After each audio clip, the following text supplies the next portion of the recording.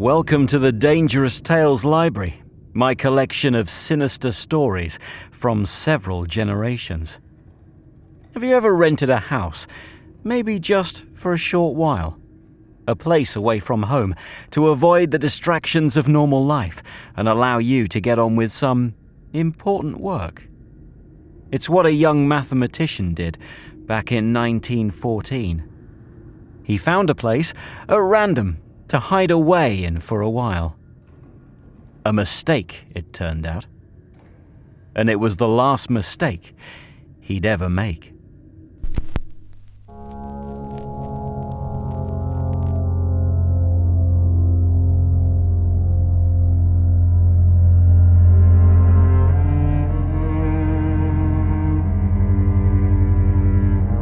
This is The Judge's House by Bram Stoker. Narrated by Andy David Jones. When the time for his examination drew near, Malcolmson made up his mind to go somewhere to read by himself. He feared the attractions of the seaside, and also he feared completely rural isolation. For of old he knew its charms, and so he determined to find some unpretentious little town where there would be nothing to distract him. He refrained from asking suggestions from any of his friends, for he argued that each would recommend some place of which he had knowledge, and where he had already acquaintances. As Malcolmson wished to avoid friends, he had no wish to encumber himself with the attention of friends' friends, and so he determined to look out for a place for himself. He packed a portmanteau with some clothes and all the books he required, and then took ticket for the first name on the local timetable, which he did not know. Then, at the end of 3 hours' journey, he alighted at Benchurch. He felt satisfied that he had so far obliterated his tracks as to be sure of having a peaceful opportunity of pursuing his studies. He went straight to the one inn which the sleepy little place contained, and put up for the night. Benchurch was a market town, and once in 3 weeks was crowded to excess. But for the remainder of the 21 days, it was as attractive as a desert. Malcolmson looked around the day after his arrival to try and find quarters more isolated than even so quiet an inn as the good traveller afforded. There was only one place which took his fancy, and it certainly satisfied his wildest ideas regarding quiet. In fact, quiet was not the proper word to apply to it. Desolation was the only term conveying any suitable idea of its isolation. It was an old, rambling, heavy-built house of the Jacobean style, with heavy gables and windows, unusually small, and set higher than was customary in such houses, and was surrounded with a high brick wall, massively built. Indeed, on examination, it looked more like a fortified house than an ordinary dwelling. But all these things pleased Malcolmson. Here, he thought, is the very spot I have been looking for, and if I can get opportunity of using it, I shall be happy. His joy was increased when he realized beyond doubt that it was not at present inhabited. From the post office he got the name of the agent, who was rarely surprised at the application to rent a part of the old house. Mr. Carnford, the local lawyer and agent, was a genial old gentleman, and frankly confessed his delight at anyone being willing to live in the house. "To tell you the truth," said he, "I should be only too happy, on behalf of the owners, to let anyone have the house rent-free for a term of years, if only to accustom the people here to see it inhabited. It has been so long empty, and some kind of absurd prejudice has grown up about it, and this can be best put down to its occupation. If only," he added with a sly glance at Malcolmson, "by a scholar like yourself, who wants its quiet for a time." Malcolmson thought it needless to ask the agent about the absurd prejudice. He knew he would get more information, if he should require it, on that subject from other quarters. He paid his 3 months' rent, got a receipt, and the name of an old woman who would probably undertake to do for him, and came away with the keys in his pocket. He then went to the landlady of the inn, who was a cheerful and most kindly person, and asked her advice as to such stores and provisions as he would be likely to require. She threw up her hands in amazement when he told her where he was going to settle himself. "Not in the judge's house," she said, and grew pale as she spoke. He explained the locality of the house, saying that he did not know its name. When he had finished, she answered, "Aye, sure enough, the very place. It is the judge's house, sure enough." He asked her to tell him about the place, why so called, and what there was against it. She told him that it was so called locally because it had been many years before, how long she could not say, as she was herself from another part of the country, but she thought it must have been 100 years or more, the abode of a judge who was held in great terror on account of his harsh sentences and his hostility to prisoners at assizes. As to what there was against the house itself, she could not tell. She had often asked, but no one could inform her. But there was a general feeling that there was something, and for her own part, she would not take all the money in Drinkwater's bank and stay in the house an hour by herself. Then she apologized to Malcolmson for her disturbing talk. "It is too bad of me, sir, and you, a young gentleman too, if you will pardon me saying it, going to live there all alone. If you were my boy, and you'll excuse me for saying it, you wouldn't sleep there a night, not if I had to go there myself and pull the big alarm bell that's on the roof."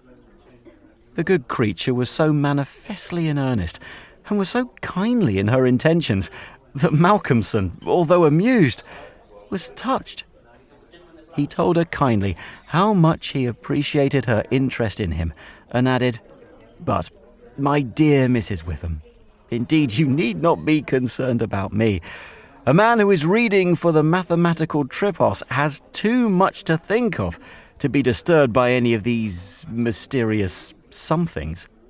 And his work is of too exact and prosaic a kind to allow of his having any corner in his mind for mysteries of any kind. Harmonical progression, permutations and combinations, and elliptic functions have sufficient mysteries for me."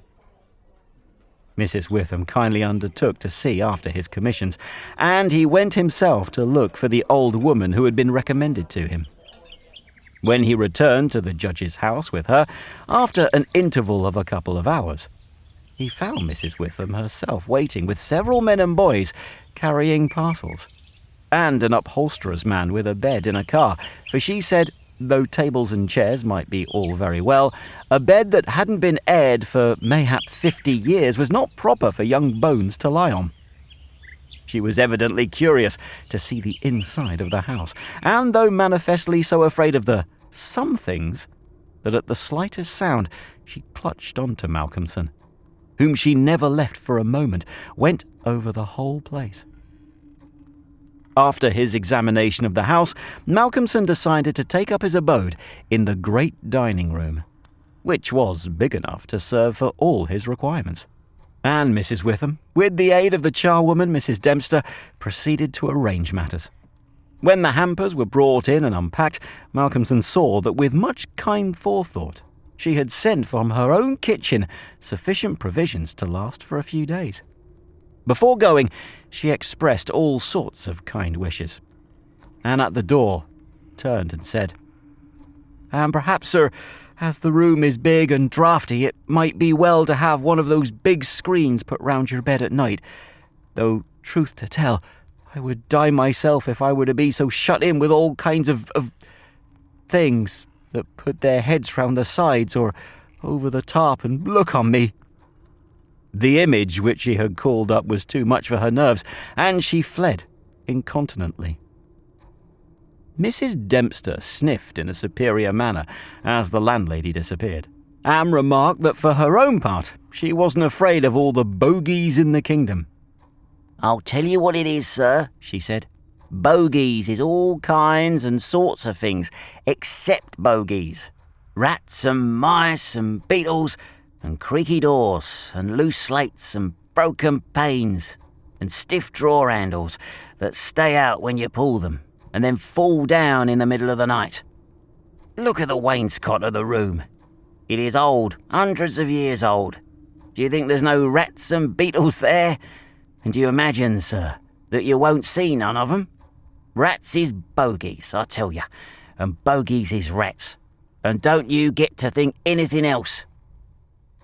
"Mrs. Dempster," said Malcolmson gravely, making her a polite bow, "you know more than a senior wrangler, and let me say that, as a mark of esteem for your indubitable soundness of head and heart, I shall, when I go, give you possession of this house, and let you stay here by yourself for the last 2 months of my tenancy, for 4 weeks will serve my purpose." "Thank you kindly, sir," she answered, "but I couldn't sleep away from home a night. I am in Greenhouse Charity, and if I sleep a night away from my rooms, I should lose all I have got to live on. The rules is very strict, and there's too many watching for a vacancy for me to run any risks in the matter. Only for that, sir, I'd gladly come here and attend on you altogether during your stay." "My good woman," said Malcolmson hastily, "I have come here on the purpose to obtain solitude. And believe me that I'm grateful to the late Greenhow for having so organised his admirable charity, whatever it is, that I am perforce denied the opportunity of suffering from such a form of temptation. St. Anthony himself could not be more rigid on the point." The old woman laughed harshly. "Ha, you young gentleman," she said. "You don't fear for naught, and belike you'll get all the solitude you want here." She set to work with her cleaning, and by nightfall, when Malcolmson returned from his walk, he always had one of his books to study as he walked, he found the room swept and tidied, a fire burning in the old hearth, the lamp lit, and the table spread for supper, with Mrs. Witham's excellent fare. "This is comfort indeed," he said, as he rubbed his hands. When he had finished his supper, and lifted the tray to the other end of the great oak dining table, he got out his books again, put fresh wood on the fire, trimmed his lamp, and set himself down to a spell of real hard work. He went on without pause till about 11 o'clock, when he knocked off for a bit to fix his fire and lamp, and to make himself a cup of tea. He had always been a tea drinker, and during his college life had sat late at work and had taken tea late. The rest was a great luxury to him, and he enjoyed it with a sense of delicious, voluptuous ease. The renewed fire leapt and sparkled, and threw quaint shadows through the great old room. And as he sipped his hot tea, he revelled in the sense of isolation from his kind. Then it was that he began to notice for the first time what a noise the rats were making. "Surely," he thought, "they cannot have been at it all the time I was reading. Had they been, I must have noticed it." Presently, when the noise increased, he satisfied himself that it was really new. It was evident that at first the rats had been frightened at the presence of a stranger and the light of fire and lamp, but that as the time went on they had grown bolder, and were now disporting themselves as was their wont. How busy they were, and hark to the strange noises. Up and down behind the old wainscot, over the ceiling, and under the floor they raced and gnawed and scratched. Malcolmson smiled to himself as he recalled to mind the saying of Mrs. Dempster, "Bogies is rats, and rats is bogies." The tea began to have its effect of intellectual and nervous stimulus. He saw with joy another long spell of work to be done before the night was past, and, in the sense of security which it gave him, he allowed himself the luxury of a good look round the room. He took his lamp in one hand and went all around, wondering that so quaint and beautiful an old house had been so long neglected. The carving of the oak on the panels of the wainscot was fine, and on and around the doors and windows it was beautiful and of rare merit. There were some old pictures on the walls, but they were coated so thick with dust and dirt that he could not distinguish any detail of them, though he held his lamp as high as he could over his head. Here and there, as he went round, he saw some crack or hole blocked for a moment by the face of a rat with its bright eyes glittering in the light. But in an instant it was gone, and a squeak and a scamper followed. The thing that most struck him, however, was the rope of the great alarm bell on the roof, which hung down in a corner of the room on the right-hand side of the fireplace. He pulled up close to the hearth, a great high-backed carved oak chair, and sat down to his last cup of tea. When this was done, he made up the fire and went back to his work, sitting at the corner of the table, having the fire to his left. For a little while the rats disturbed him somewhat with their perpetual scampering, but he got accustomed to the noise as one does to the ticking of a clock or to the roar of moving water. And he became so immersed in his work that everything in the world, except the problem which he was trying to solve, passed away from him. He suddenly looked up. His problem was still unsolved, and there was in the air that sense of the hour before the dawn which is so dread to doubtful life. The noise of the rats had ceased. Indeed, it seemed to him that it must have ceased but lately, and that it was the sudden cessation which had disturbed him. The fire had fallen low, but still it threw out a deep red glow. As he looked, he started, in spite of his sang-froid. There, on the great high-backed carved oak chair, by the right side of the fireplace, sat an enormous rat, steadily glaring at him with baleful eyes. He made a motion to it as though to hunt it away, but it did not stir. Then he made the motion of throwing something. Still, it did not stir, but showed its great white teeth angrily, and its cruel eyes shone in the lamplight with an added vindictiveness. Malcolmson felt amazed, and seizing the poker from the hearth, ran at it to kill it. Before, however, he could strike it, the rat, with a squeak that sounded like the concentration of hate, jumped upon the floor and, running up the rope of the alarm bell, disappeared in the darkness, beyond the range of the green-shaded lamp. Instantly, strange to say, the noisy scampering of the rats in the wainscot began again. By this time, Malcolmson's mind was quite off the problem. And as a shrill cock-crow outside told him of the approach of morning, he went to bed and to sleep. He slept so sound that he was not even waked by Mrs. Dempster coming in to make up his room. It was only when she tidied up the place and got his breakfast ready and tapped on the screen which closed in his bed that he woke. He was a little tired still after his night's hard work, but a strong cup of tea soon freshened him up, and taking his book, he went out for his morning walk, bringing with him a few sandwiches, lest he should not care to return till dinner-time. He found a quiet walk between high elms, some way outside the town. Then here he spent the greater part of the day studying his Laplace. On his return, he looked in to see Mrs. Witham and to thank her for her kindness.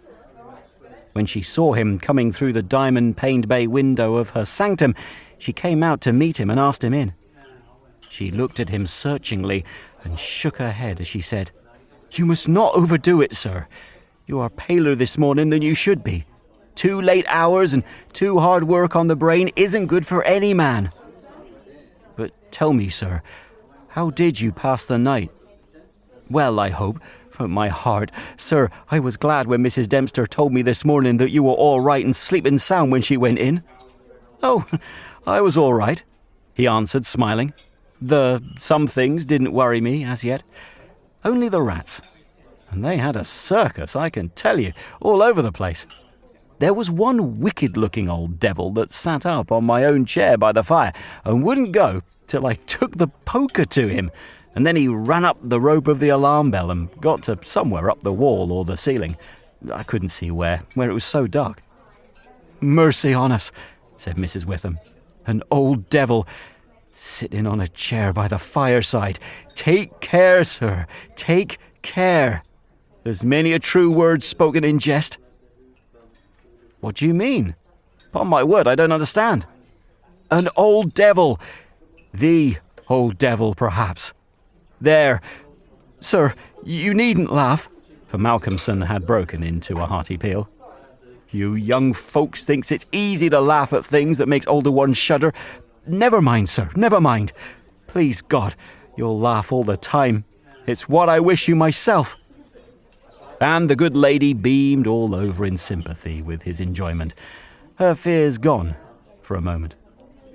Oh, forgive me, said Malcolmson presently. Don't think me rude, but the idea was too much for me that the old devil himself was on the chair last night. And at the thought, he laughed again. Then he went home to dinner. This evening, the scampering of the rats began earlier. Indeed, it had been going on before his arrival, and only ceased whilst his presence by its freshness disturbed them. After dinner, he sat by the fire for a while and had a smoke, and then, having cleared his table, began to work as before. Tonight the rats disturbed him more than they had done on the previous night.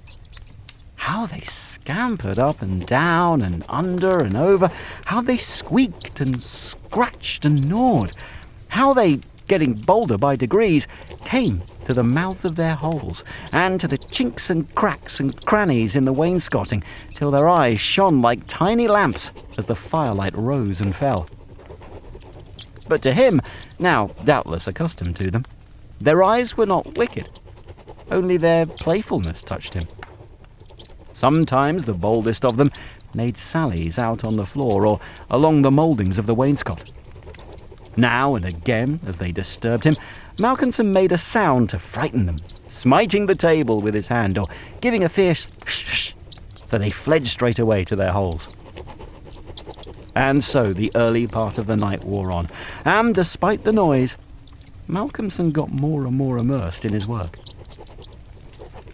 All at once he stopped, as on the previous night, being overcome by a sudden sense of silence. There was not the faintest sound of gnaw, or scratch, or squeak. The silence was as of the grave. He remembered the odd occurrence of the previous night, and instinctively he looked at the chair standing close by the fireside. And then a very odd sensation thrilled through him. There, on the great old high-backed carved oak chair, beside the fireplace, sat the same enormous rat, steadily glaring at him with baleful eyes. Instinctively, he took the nearest thing to his hand, a book of logarithms, and flung it at it. The book was badly aimed, and the rat did not stir. So again the poker performance of the previous night was repeated, and again the rat, being closely pursued, fled up the rope of the alarm bell. Strangely, too, the departure of this rat was instantly followed by the renewal of the noise made by the general rat community. On this occasion, as on the previous one, Malcolmson could not see at what part of the room the rat disappeared, for the green shade of his lamp left the upper part of the room in darkness, and the fire had burned low. On looking at his watch, he found it was close on midnight, and, not sorry for the divertisement, he made up his fire and made himself his nightly pot of tea. He had got through a good spell of work, and thought himself entitled to a cigarette, and so he sat on the great oak chair before the fire and enjoyed it. While smoking, he began to think that he would like to know where the rat disappeared to, for he had certain ideas for the morrow, not entirely disconnected with a rat trap. Accordingly, he lit another lamp and placed it so that it would shine well into the right-hand corner of the wall by the fireplace. Then he got all the books he had with him and placed them handy to throw at the vermin. Finally, he lifted the rope of the alarm bell and placed the end of it on the table, fixing the extreme end under the lamp.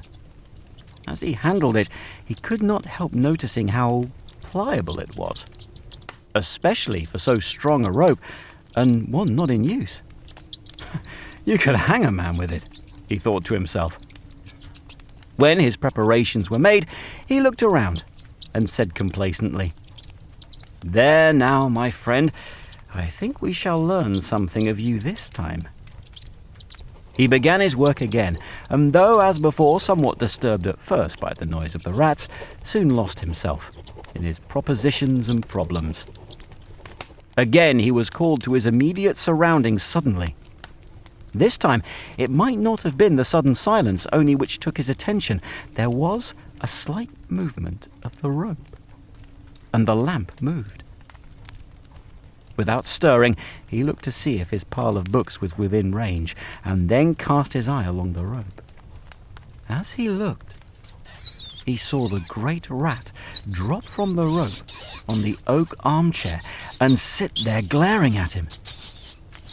He raised a book in his right hand and, taking careful aim, flung it at the rat. The latter, with a quick movement, sprang aside and dodged the missile. He then took another book and a third and flung them one after another at the rat, but each time unsuccessfully. At last, as he stood with a book poised in his hand to throw, the rat squeaked and seemed afraid. This made Malcolmson more than ever eager to strike, and the book flew and struck the rat a resounding blow. It gave a terrified squeak, and, turning on his pursuer a look of terrible malevolence, ran up the chair back and made a great jump to the rope of the alarm bell and ran up it like lightning. The lamp rocked under the sudden strain, but it was a heavy one and did not topple over. Malcolmson kept his eyes on the rat and saw it by the light of the second lamp leap to a moulding of the wainscot and disappear through a hole in one of the great pictures which hung on the wall, obscured and invisible through its coating of dirt and dust. "I shall look up my friend's habitation in the morning," said the student as he went over to collect his books. "The third picture from the fireplace. I shall not forget." He picked up the books one by one, commented on them as he lifted them. Conic sections he does not mind, nor cycloidal oscillations, nor the Principia, nor quaternions, nor thermodynamics. Now, for the book that fetched him. Malcolmson took it up and looked at it. As he did so, he started, and a sudden pallor overspread his face. He looked around uneasily and shivered slightly as he murmured to himself, "The Bible my mother gave me. What an odd coincidence." He sat down to work again, and the rats in the wainscot renewed their gambols. They did not disturb him, however. Somehow their presence gave him a sense of companionship. But he could not attend to his work, and after striving to master the subject on which he was engaged, gave it up in despair, and went to bed as the first streak of dawn stole in through the eastern window. He slept heavily but uneasily, and dreamed much. And when Mrs. Dempster woke him late in the morning, he seemed ill at ease, and for a few minutes did not seem to realize exactly where he was. His first request rather surprised the servant. "Mrs. Dempster, when I am out today, I wish you would get the steps and dust or wash those pictures, especially that one, the third from the fireplace. I want to see what they are." Late in the afternoon, Malcolmson worked at his books in the shaded walk, and the cheerfulness of the previous day came back to him as the day wore on, and he found that his reading was progressing well. He had worked out to a satisfactory conclusion all the problems which had as yet baffled him, and it was in a state of jubilation that he paid a visit to Mrs. Witham at the Good Traveller. He found a stranger in the cosy sitting room with the landlady, who was introduced to him as Dr. Thornhill. She was not quite at ease, and this, combined with the doctor's plunging at once into a series of questions, made Malcolmson come to the conclusion that his presence was not an accident. So, without preliminary, he said, "Dr. Thornhill, I shall with pleasure answer you any question you may choose to ask me, if you will answer me one question first." The doctor seemed surprised, but he smiled and answered at once. Done. What is it? Did Mrs. Witham ask you to come here and see me and advise me? Dr. Thornhill for a moment was taken aback, and Mrs. Witham got fiery red and turned away. But the doctor was a frank and ready man, and he answered at once and openly. She did, but she didn't intend you to know it. I suppose it was my clumsy haste that made you suspect. She told me that she did not like the idea of your being in that house all by yourself, and that she thought you took too much strong tea. In fact, she wants me to advise you, if possible, to give up the tea and the very late hours. I was a keen student in my time, so I suppose I may take the liberty of a college man, and without offence, advise you not quite as a stranger. Malcolmson, with a bright smile, held out his hand. Shake, as they say in America, he said. I must thank you for your kindness, and Mrs. Witham too. And your kindness deserves a return on my part. I promise to take no more strong tea. No tea at all, till you let me. And I shall go to bed tonight at 1 o'clock at latest. Will that do? Capital, said the doctor. Now, tell us all that you noticed in the old house. And so Malcolmson then and there told in minute detail all that had happened in the last 2 nights. He was interrupted every now and then by some exclamation from Mrs. Witham, till finally, when he told of the episode of the Bible, the landlady's pent-up emotions found vent in a shriek, and it was not till a stiff glass of brandy and water had been administered that she grew composed again. Dr. Thornhill listened with a face of growing gravity, and when the narrative was complete and Mrs. Witham had been restored, he asked, The rat always went up the rope of the alarm bell. Always? I suppose you know, said the doctor after a pause. What the rope is? No? It is, said the doctor slowly, the very rope which the hangman used for all the victims of the judge's judicial rancor.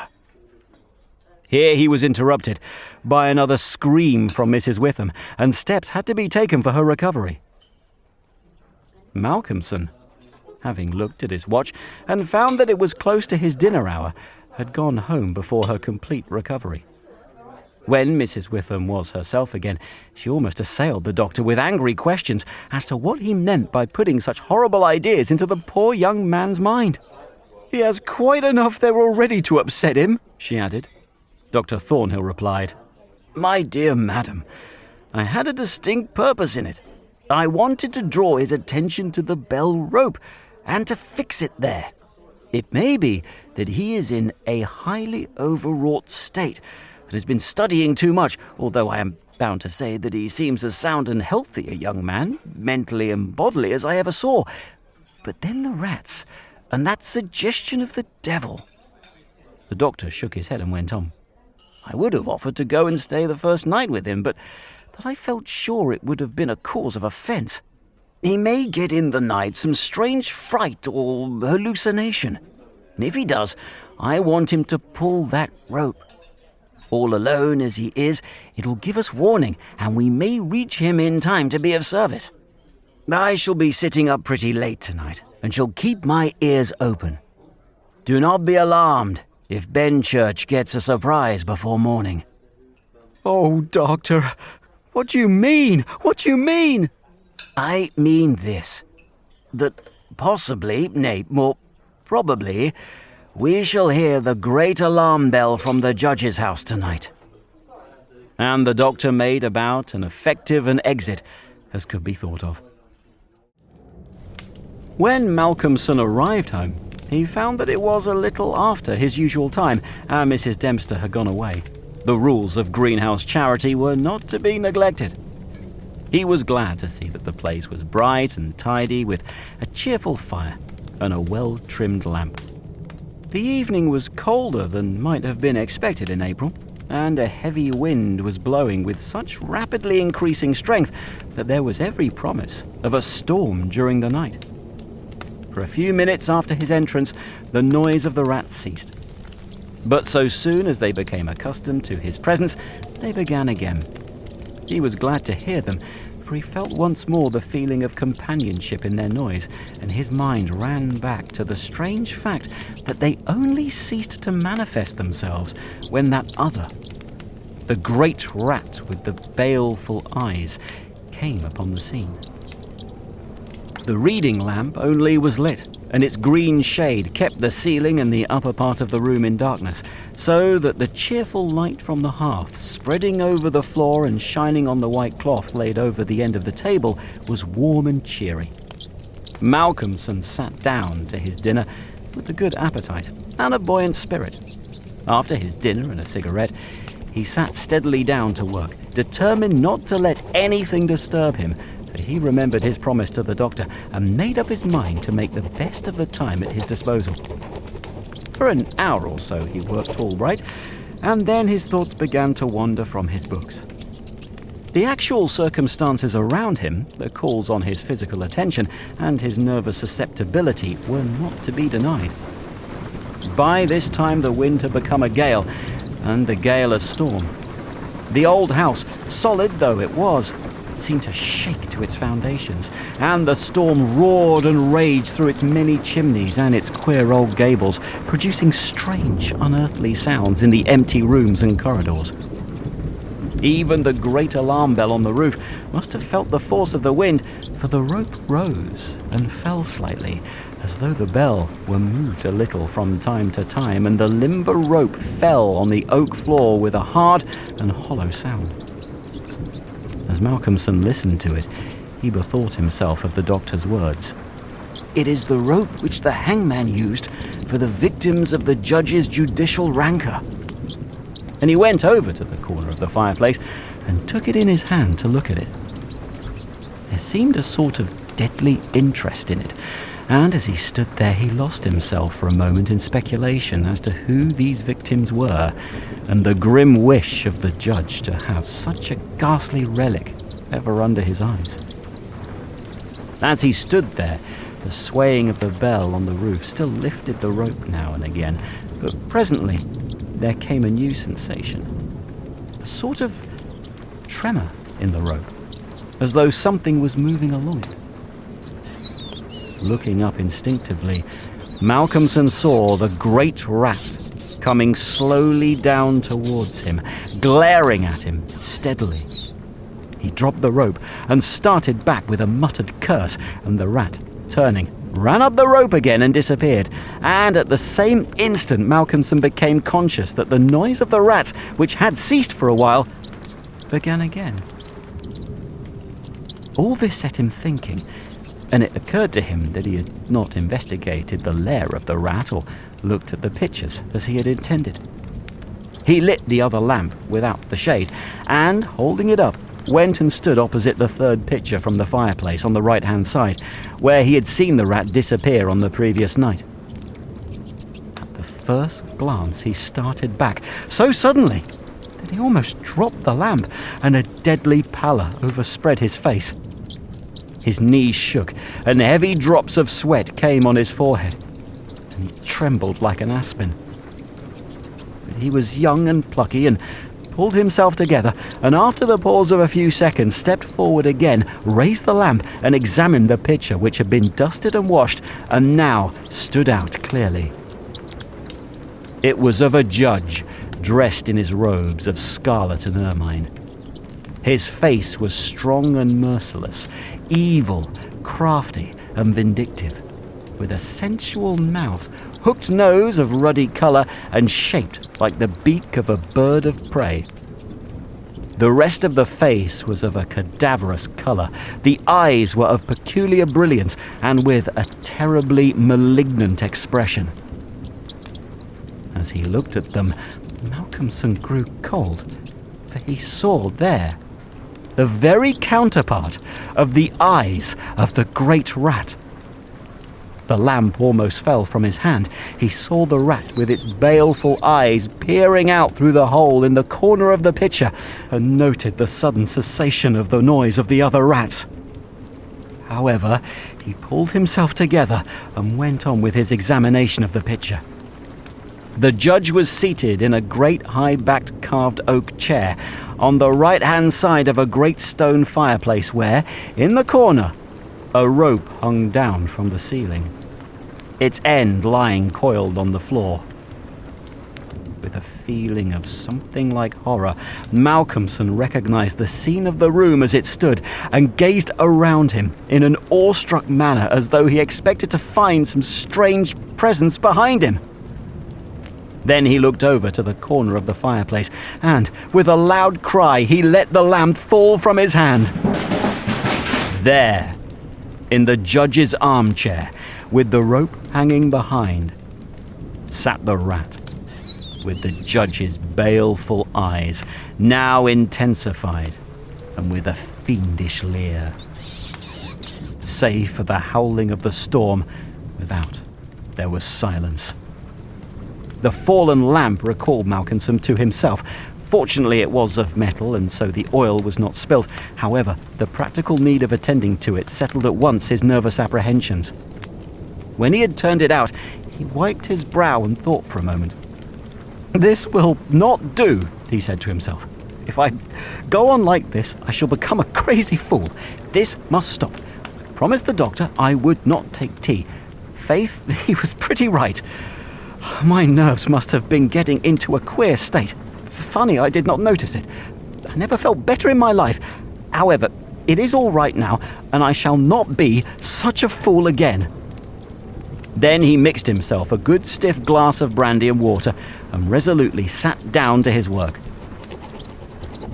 It was nearly an hour when he looked up from his book, disturbed by the sudden stillness. Without, the wind howled and roared louder than ever, and the rain drove in sheets against the windows, beating like hail on the glass. But within, there was no sound whatever save the echo of the wind as it roared in the great chimney, and now and then a hiss as a few raindrops found their way down the chimney in a lull of the storm. The fire had fallen low and had ceased to flame, though it threw out a red glow. Malcolmson listened attentively and presently heard a thin, squeaking noise, very faint. It came from the corner of the room where the rope hung down, and he thought it was the creaking of the rope on the floor as the swaying of the bell raised and lowered it. Looking up, however, he saw in the dim light the great rat clinging to the rope and gnawing it. The rope was already nearly gnawed through. He could see the lighter colour where the strands were laid bare. As he looked, the job was completed, and the severed end of the rope fell clattering on the oaken floor, whilst for an instant the great rat remained like a knob or tassel at the end of the rope, which now began to sway to and fro. Malcolmson felt for a moment another pang of terror as he thought that now the possibility of calling the outer world to his assistance was cut off. But an intense anger took its place, and seizing the book he was reading, he hurled it at the rat. The blow was well aimed, but before the missile could reach him, the rat dropped off and struck the floor with a soft thud. Malcolmson instantly rushed over towards him, but it darted away and disappeared in the darkness of the shadows of the room. Malcolmson felt that his work was over for the night and determined then and there to vary the monotony of the proceedings by a hunt for the rat, and took off the green shade of the lamp so as to ensure a wider spreading light. As he did so, the gloom of the upper part of the room was relieved, and in the new flood of light, great by comparison with the previous darkness, the pictures on the walls stood out boldly. From where he stood, Malcolmson saw right opposite to him the third picture on the wall from the right of the fireplace. He rubbed his eyes in surprise, and then a great fear began to come upon him. In the centre of the picture was a great, irregular patch of brown canvas, as fresh as when it was stretched on the frame. The background was as before, with chair and chimney corner and rope, but the figure of the judge had disappeared. Malcolmson, almost in a chill of horror, turned slowly round, and then he began to shake and tremble like a man in a palsy. His strength seemed to have left him, and he was incapable of action or movement, hardly even of thought. He could only see and hear. There, on the great high-backed carved oak chair, sat the judge in his robes of scarlet and ermine, with his baleful eyes glaring vindictively and a smile of triumph on the resolute, cruel mouth as he lifted with his hands a black cap. Malcolmson felt as if the blood was running from his heart, as one does in moments of prolonged suspense. There was a singing in his ears. Without, he could hear the roar and howl of the tempest, and through it, swept on the storm, came the striking of midnight by the great chimes in the marketplace. He stood for a space of time that seemed to him endless, still as a statue, and with wide open, horror-struck eyes, breathless. As the clock struck, so the smile of triumph on the judge's face intensified, and at the last stroke of midnight, he placed the black cap on his head. Slowly and deliberately, the judge rose from his chair and picked up the piece of the rope of the alarm bell which lay on the floor, drew it through his hands as if he enjoyed its touch, and then deliberately began to knot one end of it, fashioning it into a noose. This he tightened and tested with his foot, pulling hard at it, till he was satisfied, and then making a running noose of it, which he held in his hand. Then he began to move along the table, on the opposite side to Malcolmson, keeping his eyes on him until he had passed him, when, with a quick movement, he stood in front of the door. Malcolmson then began to feel that he was trapped, and tried to think of what he should do. There was some fascination in the judge's eyes, which he never took off him, and he had perforce to look. He saw the judge approach, still keeping between him and the door, and raise the noose and throw it towards him, as if to entangle him. With a great effort, he made a quick movement to one side, and saw the rope fall beside him, and heard it strike the oaken floor. Again the judge raised the noose and tried to ensnare him, ever keeping his baleful eyes fixed on him, and each time by a mighty effort the student just managed to evade it. So this went on for many times, the judge seeming never discouraged nor discomposed at failure, but playing as a cat does with a mouse. At last, in despair, which had reached its climax, Malcolmson cast a quick glance round him. The lamp seemed to have blazed up, and there was a fairly good light in the room. At the many rat holes and in the chinks and crannies of the wainscot, he saw the rats' eyes, and this aspect, that was purely physical, gave him a gleam of comfort. He looked around and saw that the rope of the great alarm bell was laden with rats. Every inch of it was covered with them, and more were pouring through the small circular hole in the ceiling whence it emerged, so that with their weight the bell was beginning to sway. Hark! It had swayed till the clapper had touched the bell. The sound was but a tiny one, but the bell was only beginning to sway, and it would increase. At the sound, the judge, who had been keeping his eyes fixed on Malcolmson, looked up, and a scowl of diabolical anger overspread his face. His eyes fairly glowed like hot coals, and he stamped his foot with a sound that seemed to make the house shake. A dreadful peal of thunder broke overhead as he raised the rope again, whilst the rats kept running up and down the rope, as though working against time. This time, instead of throwing it, he drew close to his victim and held open the noose as he approached. As he came closer, there seemed something paralyzing in his very presence, and Malcolmson stood frigid as a corpse. He felt the judge's icy fingers touch his throat as he adjusted the rope. The noose tightened tightened.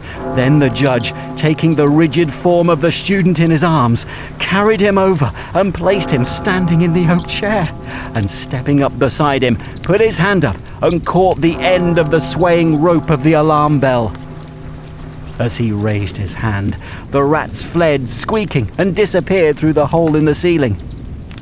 Taking the end of the noose, which was round Malcolmson's neck, he tied it to the hanging bell rope, and then, descending, pulled away the chair. When the alarm bell of the judge's house began to sound, a crowd soon assembled. Lights and torches of various kinds appeared, and soon a silent crowd was hurrying to the spot. They knocked loudly at the door, but there was no reply. Then they burst in the door and poured into the great dining room, the doctor at their head. There, at the end of the rope of the great alarm bell, hung the body of the student. And on the face of the judge in the picture was a malignant smile. That was The Judge's House by Bram Stoker. Narrated by Andy David Jones.